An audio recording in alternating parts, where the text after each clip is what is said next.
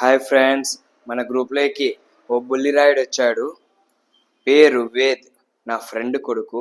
Birthday కదండి friends, వస్తానని చెప్పి వచ్చేసాడు. అక్కతో బాగా గుడిలో ఆడుకుని బాగా ఎంజాయ్ చేసి అలసి నిద్రపోయి లేచి సాయంత్రం కేక్ కటింగ్ వచ్చేసాడు. ఇదిగో వచ్చేసాడు మన బుల్లిరాయుడు.